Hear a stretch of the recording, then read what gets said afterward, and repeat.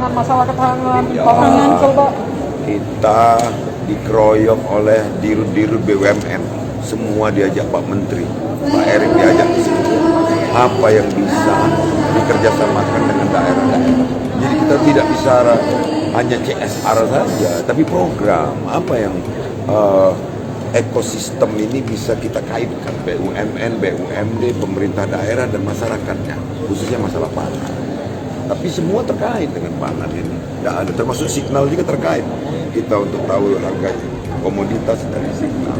Listrik untuk pengolahannya butuh mesinnya butuh listrik. Ini semua. Jadi terima kasih Pak Erick yang sudah membawa. Terkait kelangkaan dan juga harga. Tapi PLN tidak baca hidup dulu kalau ganti batu baranya. Harga kelangkaan dan harga pupuk yang tinggi Pak. Pertama juga kelangkaan untuk subsidi sudah ada jalan keluar. Nah, tadi saya usulkan subsidi itu jangan di pupuknya, di harga pangannya saja.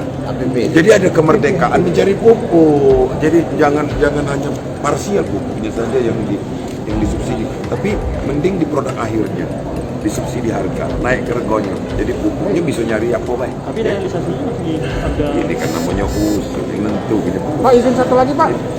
Satu lagi Pak, terkait daerah yang susah sih, yang belum dapat sinyal Pak, bagaimana Pak? Ini tadi Dirut Telkom lah ngomong ke, katanya ada kemungkinan bikin satelit yang ketinggiannya tidak sama dengan yang lama, jadi agak rendah, terbangnya agak rendah.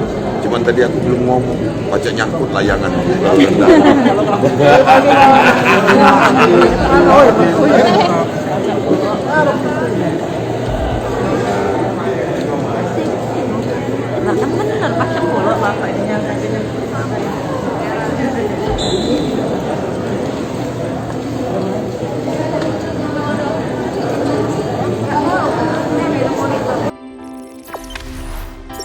Jangan lupa subscribe, share, komen, dan like ya.